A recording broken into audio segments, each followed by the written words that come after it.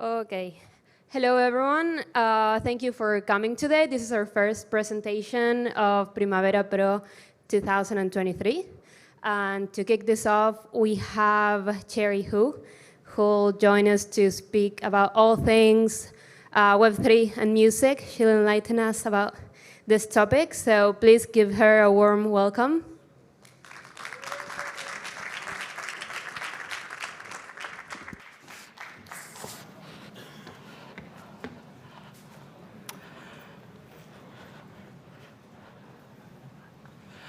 Hello, everyone. Good morning. Thanks for joining relatively early on the first day. Definitely honored to be here. The last time I was here was actually in 2019 for Primavera Pro before the pandemic. So it's very surreal and awesome to be here. Excited to meet a lot of you, hopefully after this talk, and excited to see some great music throughout the rest of this week. My name is Cherie. I am the founder and editorial lead at a music tech newsletter and research network called Water and Music. Our focus is on researching emerging tech trends and how they will impact all elements and all facets of the music business, from artists' careers to rights holders and tech platforms' strategies. I'm very excited to give the first talk of today, which will kind of give a recent historical look at how the music Web3 landscape has evolved over the last few years, and also hopefully to give some helpful frameworks and guiding questions to make sense of, I think, the very confusing time we're in right now when it comes to music and Web3. I think there's a lot of internal tension in the ecosystem right now in terms of what the actual goal of the Web3 music scene is, who it ultimately benefits, what it ultimately incentivizes. And so yeah, I'll kind of map out the main concerns and then provide some frameworks based on research that we've done at Water and Music to try to make sense of immediate next steps that artists and their teams especially can best control. How today's talk will be structured. I kind of structured this keeping in mind that this is the very first talk of the day, so kind of sprinkling some history, some institutional memory about what has already happened in the music Web3 landscape, with what I really think the ecosystem needs to do right now, which is going back to basics, going back to fundamentals around the technology, and kind of reminding ourselves of what blockchain actually is, what makes it unique as a technology, and how it actually adds value instead of adding complexity and confusion to the music industry landscape. And then also trying to bring a more fan-centric and user-centric view to just understanding what makes music NFT and music Web3 projects successful. And then I'll outline very briefly some challenges and some areas that, based on those kind of two areas of questioning, I think are still really interesting and exciting to tackle. There are four main areas: community membership, decentralized curation, generative art, and rights, with a very big asterisk. Before starting, could you, just to get a show of who's in the audience, could you raise your hand? Let's start with, I guess, engagement with Web3. Could you raise your hand if you own an NFT? Wow, not that many people. Okay. Are those music NFTs? You can just shout. Yes? Yeah. Kind of? Okay. So very small minority of the room owns NFTs. Are people familiar with what an NFT is? Roughly? I'm seeing mostly nods. Okay, great. So base knowledge. Can you raise your hand if you're interested in launching a Web3 project? At all? Not that many people. So I'm curious why people are here. Are you interested in learning about the landscape in general? No, this actually will be very helpful for the talk. I don't know if people just want to yell reasons. Just general curiosity, just education about the landscape. Cool, awesome. No, I'm excited, and actually it's a very good sign that in spite of not engaging as much, you're still very curious and learning about this topic. Awesome. As I mentioned earlier, all the slides that you're about to see are the culmination of over 2 years of research that the Water music community has done. So to give a bit more context on that, we've pioneered a collaborative research model over the last few years where a lot of people in our community, which consists of a lot of artists, startup founders, and music industry professionals, come together online to conduct research in a very distributed way and gather data in a very distributed way on what's happening at the fringes of emerging tech. We kind of piloted this model with Web3, but we've moved into other areas. Like we just released an AI report. We did a metaverse and gaming report last year. Web3 is the focus for today. And so all the data and kind of quotes that you'll see are the result of a lot of data analysis that we've done of the music NFT landscape. We've done, at this point, dozens of interviews with artists, artist teammates, managers, project leads. We've run a bunch of surveys, kind of building fan personas and tracking fan and industry sentiment of what's happening in Web3. And we also just held our first conference a few weeks ago in Brooklyn, and we had a lot of Web3 themed roundtables, and so a lot of the quotes that you'll see are taken from that as well. And yeah, happy to talk more about the membership, kind of the water music experience after the fact. Feel free to approach me. Okay.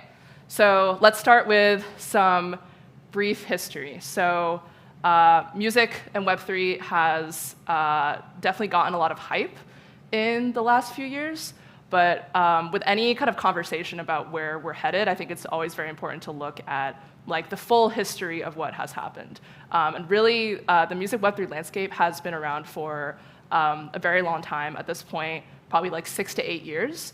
And in our view, in terms of how the market has evolved, it's kind of evolved in 3 phases, which I'll outline briefly to start.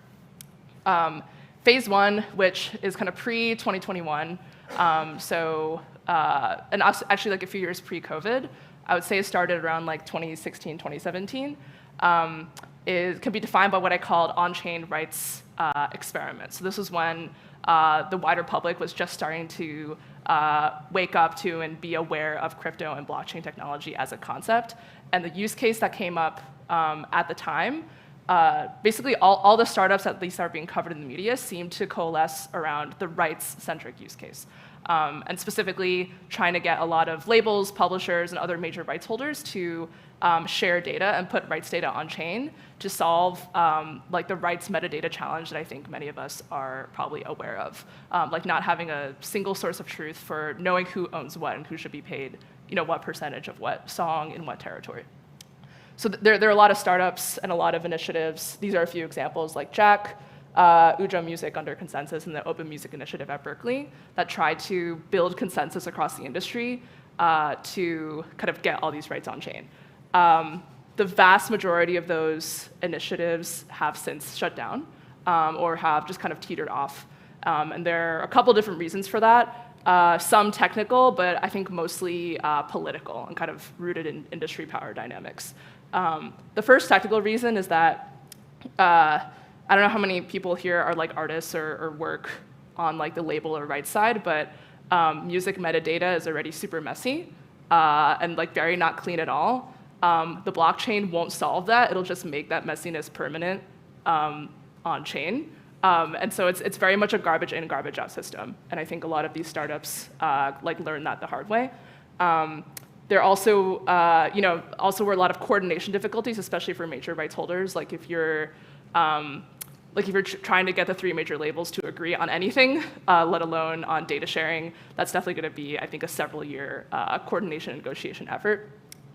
And then last but not least, wallet apps that people may be familiar with today or know about today, like MetaMask, didn't really exist for the first few years of like blockchain and crypto's existence. And so just interacting with this technology as an everyday fan or even artist behind the scenes trying to launch a project was super challenging.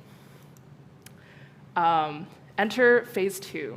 So I and a few other researchers in the water music community noticed towards the end of 2021, there suddenly started to be a huge uptick in independent artists, mostly electronic artists, selling mostly scarce NFTs representing their artwork.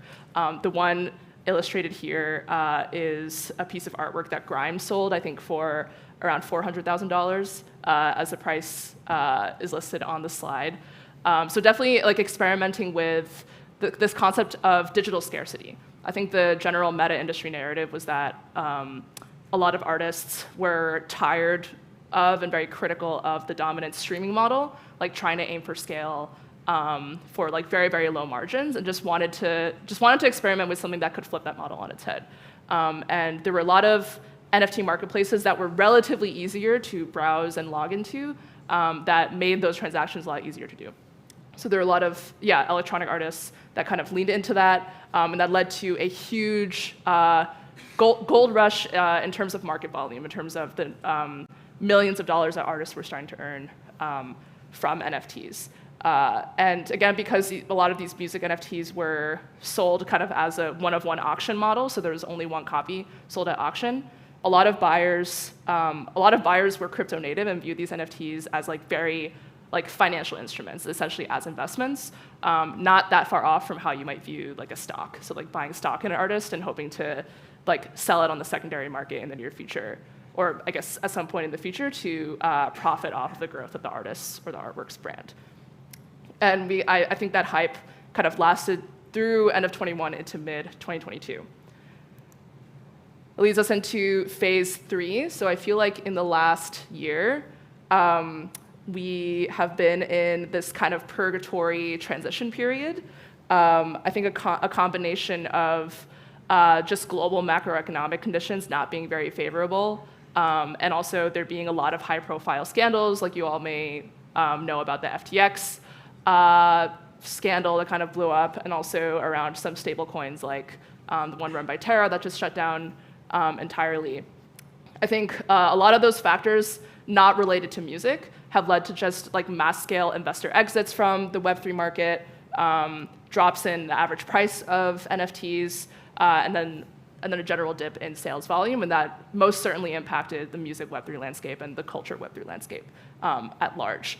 That has led the challenge, but also the silver lining that I'll dive a lot into today, is it's forced a shift in the music industry from thinking of music NFTs as these like financial vehicles and ways to make a fast cash grab, which just practically is no longer possible in the vast majority of cases, to just one option, like any technology, like any channel, in a wider marketing and business strategy toolbox. So the guiding question that is behind a lot of our research now on music and Web3 and comes out a lot in the interviews that we do with artists is how artists and brands can holistically integrate Web3 into their projects instead of having Web3 be like the defining trait of a project or of their career. Ooh.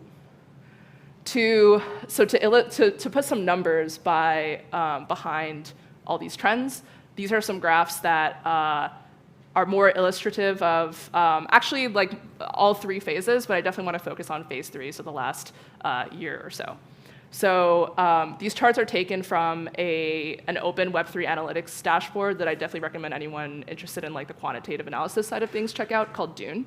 It's like openly explorable. And these are sales and minting and kind of wallet activity numbers from a music NFT platform called Sound, URL sound.xyz. They're probably one of the biggest music NFT platforms around today. They're still heavily curated, so you, as an artist, you have to apply to release music on their platform, although I think they're going to open up to artists very soon if they haven't already. So let's start on the left side of the screen.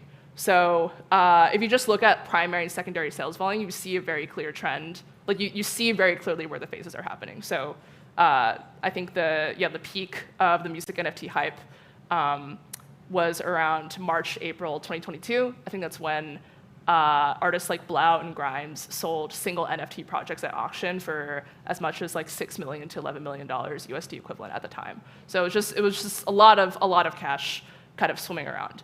And then you see like in the months immediately after, the sales volume dipped by over 90%. And while there is some increase in sales volume in kind of over the last year, it's kind of dipped back to lower levels. So right now today, we're at like 95% plus below kind of where the peak was last spring in March, April 2022. That said, while sales volume has gone down, there's been an increase in minting and wallet activity. So just to clarify what these numbers mean on the right. So the chart on the top refers to the number of, that's kind of the Web3 equivalent to like songs being released on Spotify. So it's interesting, we're seeing like the number of songs on streaming services increase kind of month after month, year after year. And we're now seeing a similar trend on the Web3 side. So like even though there isn't as much money to be made per se from music Web3, more artists are minting projects and just like wanting to start to get involved, in part because the costs of doing so have gone down dramatically. And then the bottom graph refers to the number of active wallets. So these are active collectors logging into Sound, engaging with artists, and also buying NFTs. So there's been a little bit of a dip in recent months, but that's also kind of gone up on average in spite of sales volume going down. So we're in an interesting situation now where the Web3 landscape is increasingly looking like what we're familiar with in Web2. And I think, depending on who you ask, this is like either a really good thing or a really bad thing. So we're ending up in a landscape where aggregate sales numbers are lower. If you look at, actually to go back here, if you compare the primary sales chart on the top left with the minting activity on the top right, I think the average price of an NFT has gone from a few $100s to the equivalent of like $6 US, $6 to $10 US on Sound. So the price has gone down dramatically. But minting and collecting activity are both on the rise, and the strategy that a lot of artists and their teams are kind of getting behind for Web3 projects is going back to the same incentives of trying to optimize for scale.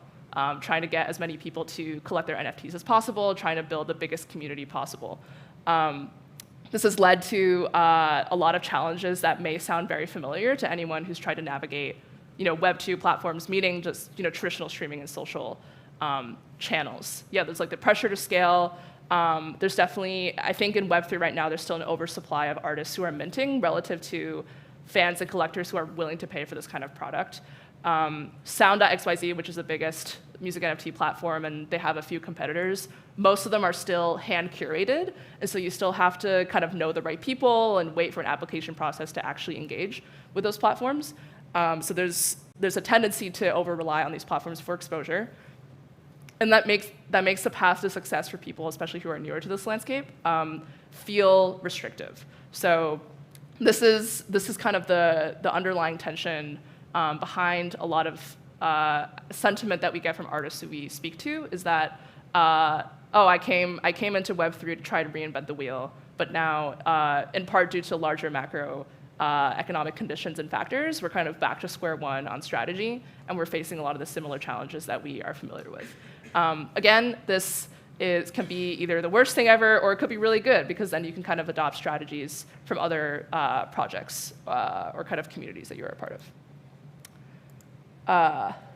So to kind of illustrate where to go from here, let's go back to basics and kind of think about what actually, I guess two things. One, where blockchain actually adds value, and then two, like what people who are engaging with in this ecosystem actually want.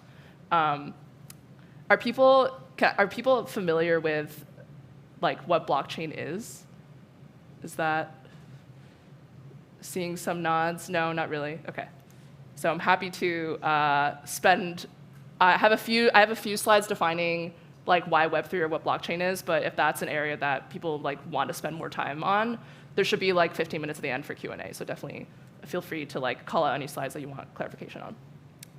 So definitely like a sentiment shift that I've noticed is that I guess instead of releasing, so during the hype cycle of like 2021 to 2022, a lot of artists just released NFT projects as a marketing exercise to like get the major magazine headlines and then kind of move on, and again, get their fast cash grab without thinking critically about like why we're using Web3 in the first place and why we're interested in onboarding ourselves and onboarding fans onto this incredibly complicated and still in some ways very inefficient technology, and like having a really good reason for that before like really diving into building on top of it. So in terms of why Web3, I guess also to clarify how we define Web3, it could be defined as like the set of applications built on blockchain technology.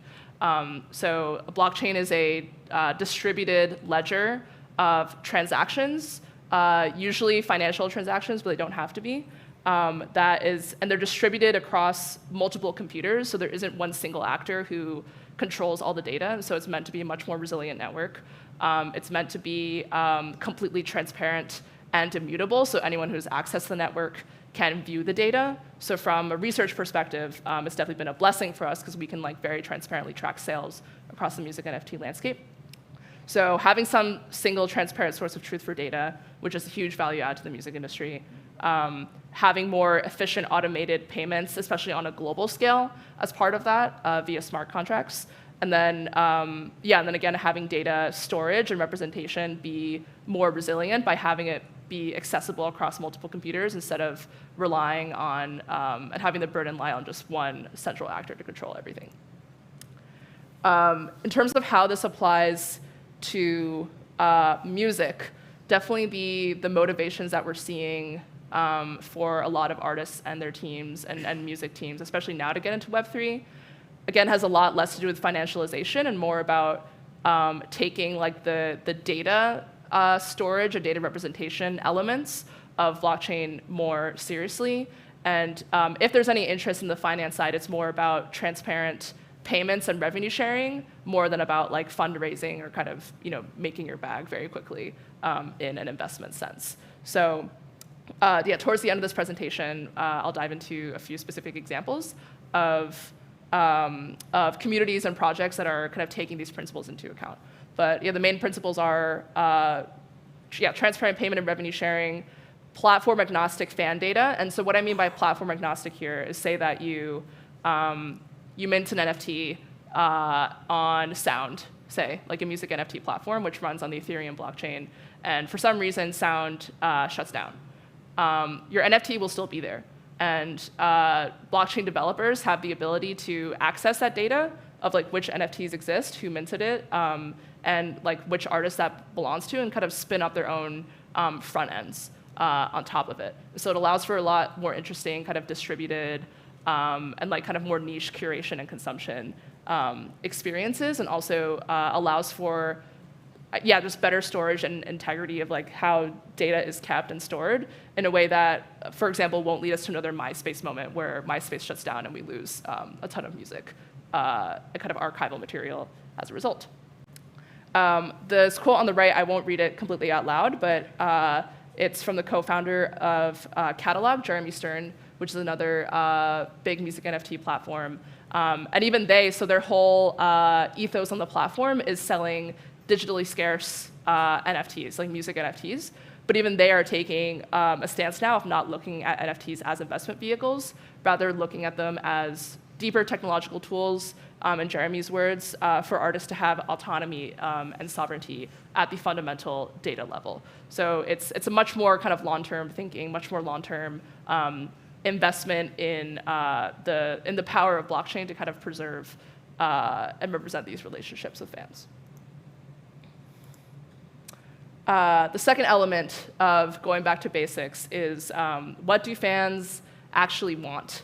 I think if you look at a lot of the music NFT projects, especially that have gotten backlash in the last few years, usually a shared element among all of them is that there's just no empathy for fans. At no point did artists actually ask fans, is this something that would be of interest to you? Do you even like Web3? Do you like blockchain?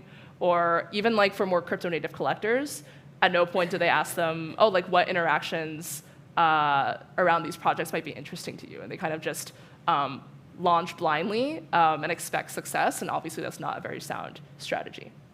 The next few slides will show some charts that hopefully are readable on that slide, just representing some research that we've done into various fan profiles for music and Web3. The main takeaway, I won't dive into the specific details, and this is available for free on our website. I'm happy to share links after the fact if people are interested in reading more. I think the main takeaway is that not all fans are created equal, and you have to meet them where they're at. And this is kind of an interesting marketing takeaway for Web3, where say if you're a Web2 native artist, aka an artist who has not invested in a Web3 or crypto project before, and you launch one, very likely you're going to have to speak to a Web3 native audience in a fundamentally different way because they just have a different language they're speaking, a different familiarity with the financial, technical side of crypto, different level of interest in kind of engaging and being proactive in a community sense, and like different expectations around that. Versus like all the way on the left side of the spectrum, fans who don't own any crypto and are very skeptical and don't care about the tech. They just want an experience that is fun and don't want to have to, talk about like signing up for a wallet or something like that. This chart also from the same survey maps out 4 main concerns that fans have about Web3. Again, I won't go into all of them, but I just want to highlight, so we mapped these 4 concerns on a spectrum of what artists do versus don't have more control over. So this is hopefully a good guiding framework for any artist in the room or team member who wants to start a Web3 project, but doesn't quite know where to start or like what factors are really in their hands. So 2 factors that we see that we think artists do have a lot of control over and just like it just requires more kind of investment and thoughtfulness into building Web3 projects are education and utility. So education, I don't know how, people can see on the slide, but a good chunk of fans don't own crypto or not engage it because they just find it confusing. I think the music Web3 landscape at large has a huge messaging problem in not really thinking historically beyond just a very crypto native group of people who are, again are very familiar with the terminology. So there's a lot of opportunity and a lot of demand for people who have the skills to kind of translate those technological concepts into fan experiences that resonate with a wider audience that might not care about kind of that underlying tech stack. And then the other concern is just utility. Like, is holding this NFT going to give me truly any more value? Not even financial value, just value as a fan and understanding an artist's story and engaging with that story beyond the channels that are already available to me. Historically, in the vast majority of cases, the answer has been no. But again, I'll go through some projects later on that are definitely trying to change this. So in terms of mapping the Web3 fan journey and figuring out like what fans actually want, we interviewed again several dozen artists and collectors and people working on music Web3 projects just to get some guiding questions on how they build a compelling fan journey. I think this framework also applies to like any music project or any community-facing or fan-facing music project especially, but just this kind of questioning is very much missing in the Web3 landscape right now. So I definitely recommend like kind of people go through these questions before launching a project, again, because Web3 technology is quite complex. So starting from like how the fan is discovering the artist. We found that depending on whether the fan is discovering the artist or project through like Web3 platforms like sound or through quote unquote Web2 platforms just like social media, the messaging has to be completely different and the openness to talking about crypto is completely different. Second question, what motivates a fan to buy music NFTs, and then what are they expecting? Interestingly, in our research, I think this is good news for anyone interested in going to Web3. Aside from an understanding of the technology, what fans are looking for usually is a lot less complicated than a lot of people think. I think a lot of projects historically have tried to like gamify music projects, add a lot of like tiered benefits for people who hold different NFTs. That ends up being very time-consuming and difficult for a lot of people to manage. And when we interviewed a lot of collectors, usually they just liked the music, and they wanted to connect with stories around the artist, and they wanted to have some minimal level of engagement with the artist kind of through that story. And it doesn't have to be like an artist logging onto Discord every day by any means. It could even be like once a week or once a month.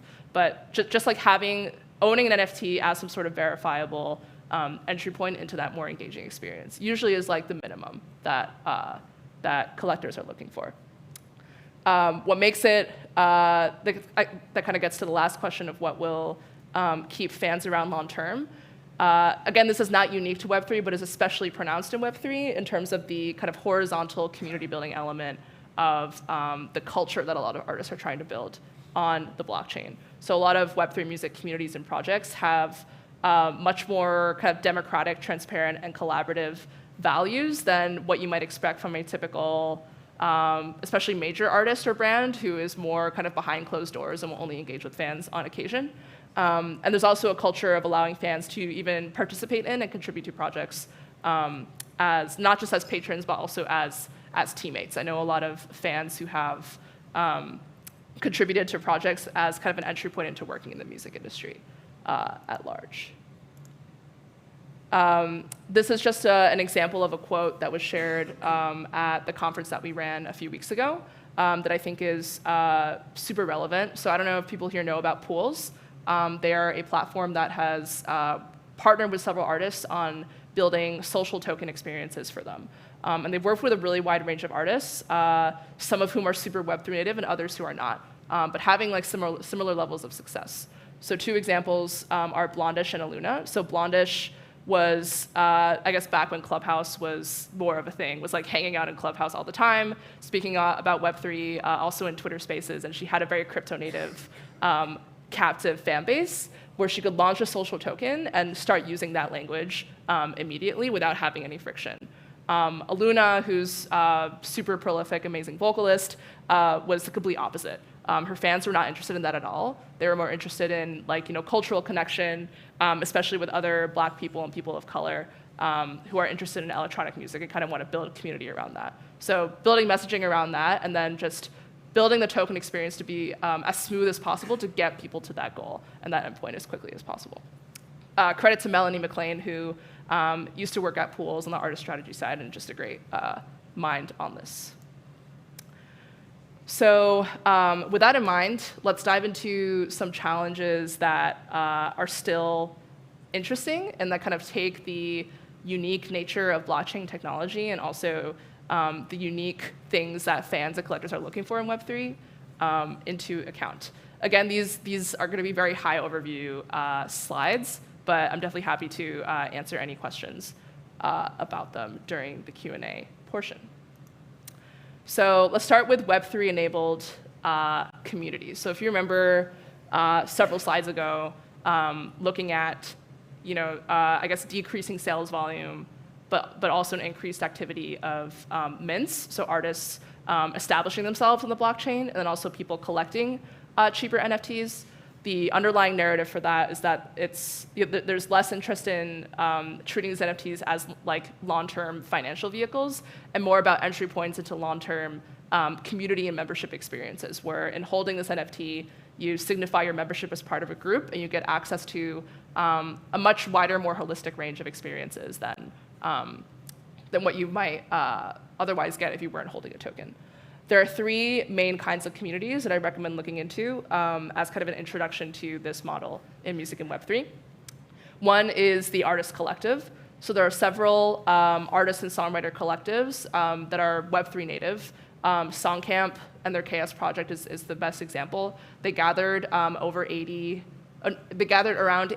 songwriters, producers, engineers, and marketers to build a project and record 80 songs in 4 weeks, I think. So it was very much like a sprint process. And then they released all those songs as NFTs and made, I think collectively, several $100,000 just off of primary sales alone. And what makes it Web3 native is they not only release these songs as NFTs, but they have their finances very transparent. So they publish how their revenue is split among all the collaborators. And it's a very kind of equitable and fair and collective revenue distribution process, and they publish about this in their blog. The second group is more about investment and grant groups. So this one is more, it is, I guess, more explicitly financially motivated, but it's not really treating the NFT itself as like a stock per se. It's more collectively pooling money and deciding to invest it in usually an artist who might be overlooked or who are more emerging in the landscape. NoiseDAO and Listen are 2 such communities that have gained a lot of traction in this model recently. And then last but not least, kind of more standard Web3 native fan communities. So this model is not that different from like fan clubs or memberships that you might already be used to seeing on platforms like Patreon, which maybe begs the question of like why invest in Web3.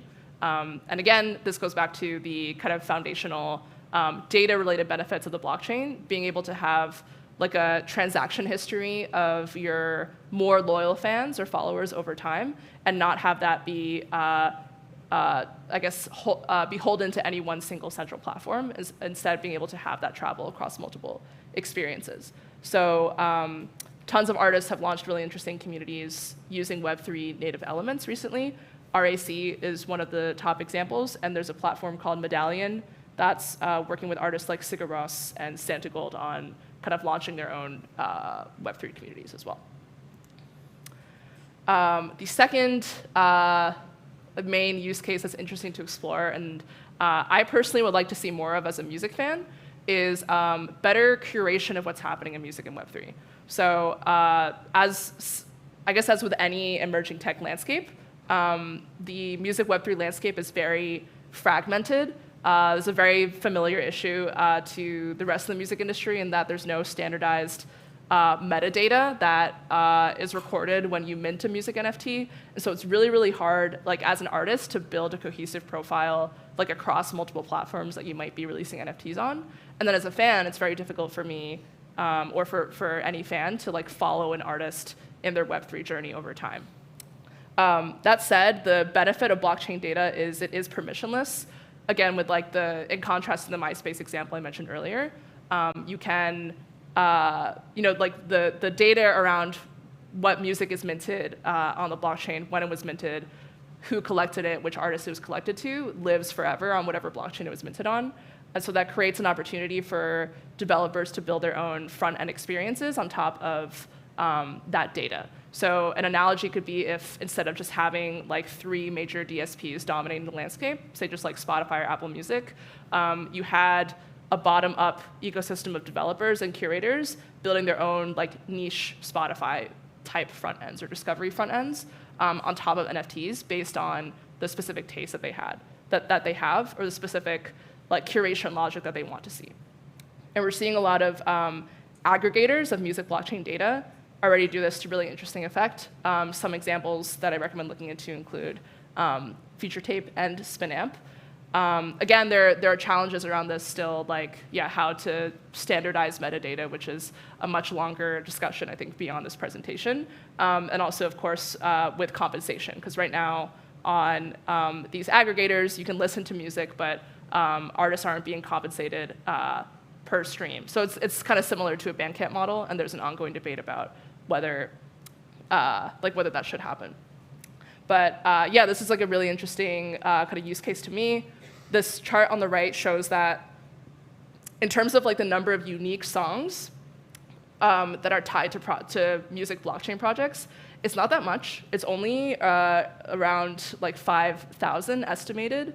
There may be a few thousand more, depending on how this project Noom, which is trying to index all music NFTs, depending on how much more data they gather. So it's a small number, but especially, I don't know if there are any like founders in the room or developers who want to experiment with building new experiences on top of music NFTs. This seems like a really good time because the volume is starting to, again, increase at levels we haven't seen before. So it's a good time to kind of get ahead of the curve there. The third main use case is generative art. So in our research, this gets more to kind of the heart of what does Web3 native music sound like, or how does Web3 as a technology facilitate new kinds of creation and not just like economics and data management on the back end. And I think the most like Web3 native musical language that we arrived at is actually a decades-old tradition of generative art, but now with some interesting kind of verifiable elements behind it. So I don't know if people here know about like the Bored Ape Yacht Club NFT project, very notorious project.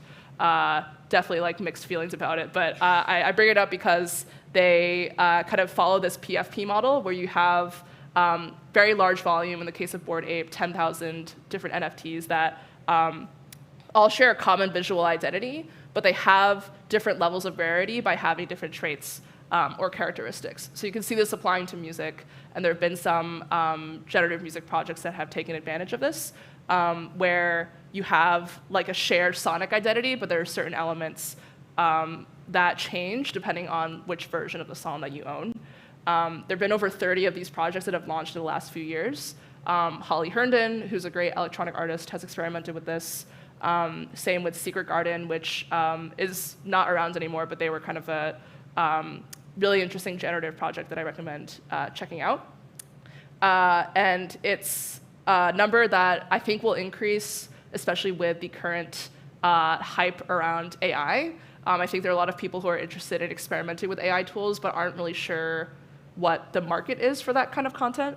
And so while it's not for everybody, Web3 provides an interesting potential solution where, say, you can map like an AI-generated artwork to an NFT to verify that it was created at this time and it has just this combination of elements that will not exist in any other artwork, and be able to like build a market around that that otherwise would not really exist through Web2 channels. Sorry for skipping slides. A last slide on rights, which I mentioned earlier was kind of the driving force behind phase 1 of music in Web3. I do still think it is the killer use case for Web3 in the music industry, because it's a persistent problem that I think anybody who interacts with the music rights ecosystem is very familiar with and struggles with, is not having clean, transparent data and a single source of truth to just understand who owns what rights to a given song, so that they can move on and kind of focus on other, more creative, more exciting parts of their work. That said, in terms of like the arc of change in that part of music in Web3, I think it'll still be it'll still take several years to make like a meaningful dent in the landscape as far as consensus is concerned, and getting the consensus needed to get a mass amount of rights on chain to be able to have that as like an alternative resource to the current sources that we do have. A big reason for that is that connecting like on-chain transactions with the vast complexity of off-chain transactions that happen around rights, especially around like recording versus publishing rights, is really expensive, and Web3 infrastructure still falls short and has limitations in its ability to account for that complexity. And also, some of you may have heard of these platforms that are selling NFTs in exchange for a share of royalties. Royal, which is founded by Blau, is one such example, and there are a few others that are exploring this, like another block. While they definitely raise a lot of money and are definitely important to follow from like a use case perspective, there's definitely a lot of skepticism around the business case and the legal grounding for that kind of offering. Like, is that offering, should that offering be registered as a security and will actually generate a return on your investment? Still not very clear. And this is a screenshot from one of my friends who bought an NFT on Royal, and every few months, I think he gets like $3 from his share of like streaming royalties, and I think he paid like close to $100 for it. So it could maybe pay off in the long term, but it's definitely on a much longer cycle, and there's a lot of skepticism right now about whether that's like really the reason to kind of enter into the space. In conclusion, that was a lot of information, but if you walk away with anything from this discussion and this talk, hopefully it's just a mindset, and definitely something that I encourage, which is to not have Web3 playbooks and strategy playbooks. Just replicate and look more like what we're used to in Web2.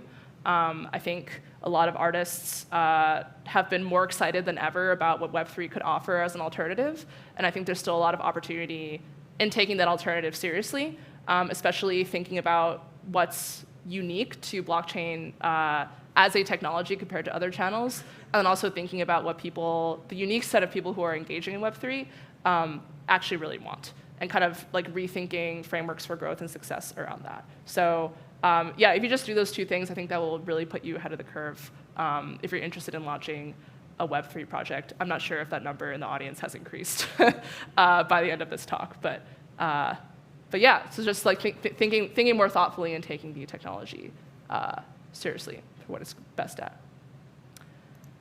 That concludes my talk.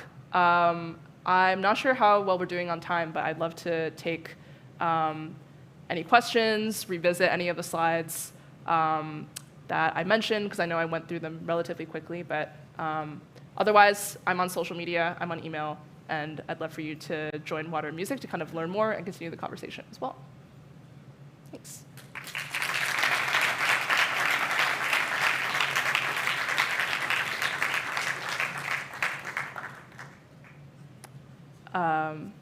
Not sure how we're handling questions. People just yelling, raising their hand. Yeah. Do you, yeah, I can hear you. I don't know if people could.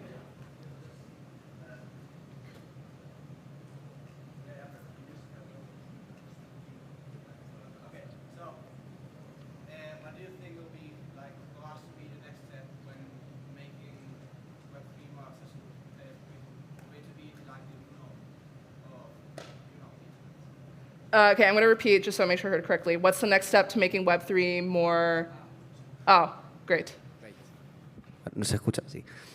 What do you think like has to be the next step towards making Web3 more accessible for it to like become the norm when using, well, to be like, to make that step from Web2 to Web3 more easier for people? Yeah, I think there are a few different layers, again, with like varying ability for like artists to control it. One thing that artists can definitely control is the language that they use. And there are definitely like conflicting philosophies around this, but something I've noticed across the board, especially for major Web3 projects, with major artists, is that they don't mention the word token at all, for example. They don't mention the word blockchain. They don't mention NFT. They instead are leading with the cool experience that you'll get when you buy this. It's like similar to like a ticket. They're not leading with like the fact that it's like ticketing technology on Ticketmaster. You're leading with like you're going to see this amazing show and have this amazing time with fans. So that's like a more abstract level of accessibility, but it's like language, like making the value of the kind of experience you'll get more accessible to people who aren't as familiar with the technology. It's like probably most people in the world wouldn't really know how to explain the internet, but we all use it and find it valuable. So it's kind of a shift in language I see. I think there's a ton of room for improvement in just general like user experience. From a hiring perspective, I've noticed a lot of music Web3 companies are like finally hiring product designers or like product managers and like trying to like really understand user behavior instead of just aiming for like financial growth and profits. So just better, smoother user experience. And then the third one, which is kind of hard to control at a given time, is just like the transaction costs. I think those will go down over time, but those definitely are more volatile. Like, I don't know if people in the room have tried to mint something in the last like month or so, but for various reasons, transaction fees have been really, really high. So you can try to buy a $5 NFT, but end up paying like $15 in fees. Like that's definitely not an ideal experience, but that the artist unfortunately doesn't have control over that. So I guess just monitoring that and then changing what you can control. So I guess language and then product design are kind of the two main areas for me. Okay, thanks. Yeah, thank you. Anyone? Oh, there's a question in the front.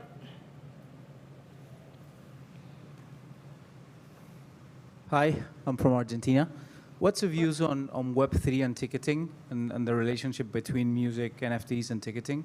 Do you see there's sort of like an opportunity there of selling tickets as a NFT and as well music as an NFT on the same package? Yeah, for sure. So that's actually a very good example of a use case that also makes a ton of sense from a data transparency perspective. I've seen some interesting use cases of it. I guess my personal opinion is related to the last question. There's still a lot of room to improve around the user experience. Like as a user of like a Web3 ticketing platform, I've still had smoother experiences on like Web2 ticketing platforms. I think it's just a matter of time before like that gap kind of closes, but that's a limitation that I see. And then I don't have a totally clear answer to this yet, but the ticketing industry also strikes me as very well, no, it doesn't strike me. It is very concentrated. Like power is very concentrated in the powers of a few players, and I believe also Ticketmaster, which definitely dominates. They are launching their own like Web3 projects. So there's definitely an interesting trend to follow, and it makes me, I guess there's more of an uphill battle in terms of like competing with those players, thinking about like industry power dynamics. But yeah, in terms of the use case and the data you can get from putting tickets on the blockchain, yeah, I think that makes a lot of sense. Yeah, thanks. Hey, thanks for the information. Maybe as an additional question, do you see any opportunities upcoming for maybe people on the side, not artists in specific, but maybe beat makers, loop makers, songwriters, maybe mixing engineers or mastering engineers getting into that topic as well? For sure. So I can mention some interesting projects. There's a project called Heads, H-E-D-S, that is working specifically with producers to build sample packs where owning an NFT gives, they have a very like open kind of licensing usage model. So they, by owning an NFT that represents a sample pack, that kind of gives you an entry point into like a remix contest or kind of a production contest that they run. And so they kind of build a community around that. And then where holding the token, you technically don't need a token to facilitate that kind of contest, but having that token on chain, I think for a lot of people in those kinds of communities, like it signals value in being part of that community and being able to prove that over time. So yeah, that's already happening with producers. I think there is an opportunity for songwriters to get in. Definitely the sticking point that always comes up is rights. Like when it comes to how to represent like publishing rights versus recording rights on the blockchain, I think that's when a lot of models break down. That said, like if a songwriter has a fan base and they just want to release an NFT as like a entry point into like a fan community, that doesn't necessarily have to implicate rights, and there's definitely an opportunity there if the base is there for them. Yeah. Thank you. Yep. Thanks.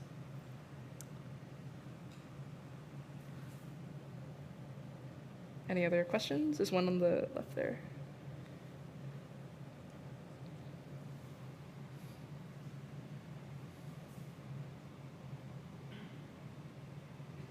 Hi. Recently, I've been working with artists that are part of collectives, like you mentioned, of songwriters that come together and drop NFTs on sound, for example, but then later reach out to the label and they want to release that on the regular DSP's platforms, which is a bit of a challenge because it's a headless creative, so it's kind of hard to promote. Yeah. I was wondering if you have any experience with that or have done any studies or seen cases that are similar? Cases that are similar, just to clarify, to headless collectives, multiple people releasing something that's Web3 native and then trying to move that to Web2 in a smooth way. I think actually Songcamp is in the process of trying to do this right now. I think it's been a more prolonged process. I don't know the details of it, but I think their community is open, so I would recommend looking into that. I think they'd be like the biggest example of like trying to release something on DSPs.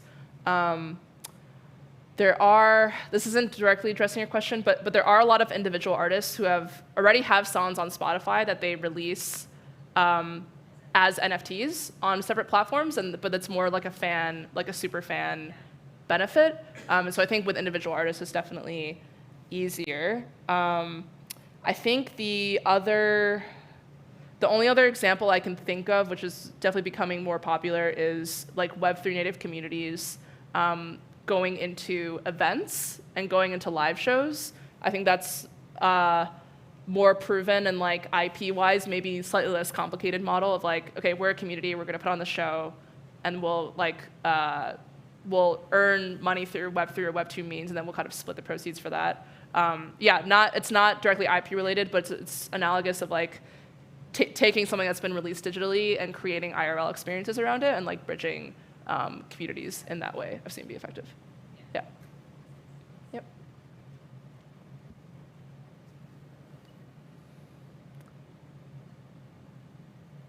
Anyone else? How are we doing on time, by the way?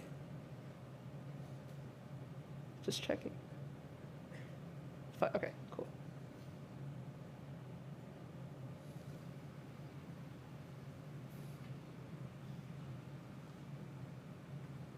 Hi. So this is a little bit of a follow-up question from the last one. So I can't really get my head around what it means to release music as an NFT, in the sense of only NFT holders have the right to listen to the music, or is it just an additional thing? If you release it on Spotify, but you can also own it just as you own a visual NFT, like the Bored Ape or whatever it is. And I thought it was a very interesting question, the transition from Web3 back to Web2, right? Yeah. How do you stream, how do you release music as an NFT and stream it at the same time on Spotify and Apple Music, and how does that really work? So I don't really understand how do you release an MP3, or is it then downloadable, or do you have to have your own streaming service basically for that? Or you mentioned that maybe in the future there will be a lot of niches and a lot of developers will create their own little web players or music players just for that, or just that's my question. How do you see that releasing music as an NFT, what that means, and how do you see that in the future? Yeah. Really, really good question. I definitely should have a whole slide on this, because usually when people say the phrase music NFT, they say like NFT tied to a song, but actually, let me go back to, okay, this example, screenshot on the right is kind of earnings for an NFT that was tied to like a share of revenue from a song, but that song wasn't gated. So the song already existed on streaming services, and the NFT just represented some like ancillary benefit. It just gave you like access to this portal where you could start earning a share of kind of like proceeds from the song. Let me see if I can find another example. Okay, I don't know if I'll find it on this slide, but yeah, so usually, okay, to succinctly answer your question, in the vast majority of cases, a music NFT doesn't gate the song. So usually the artist is, usually you're able to like host the song to listen to for just like free of charge on the site, or you can like link off to where it already exists on a streaming service. But it's hosted using, there's a like decentralized file hosting service called IPFS that a lot of these platforms tap into. But usually the stream itself is free, and when you buy the NFT, it doesn't give you access to the song. It represents some additional layer of like, oh, now I have reputation on the blockchain attached to this song, or like now I have access to the artist. So usually like the core benefit is not tied to the actual music, but people use the phrase music NFT to demonstrate that the value of the token is attached to music or music culture or music brand in some way. Yeah, most succinct way I think I can answer. But yes, thanks for asking. Do we have time for one more question, or do we need to wrap? No? Wrap? Cool.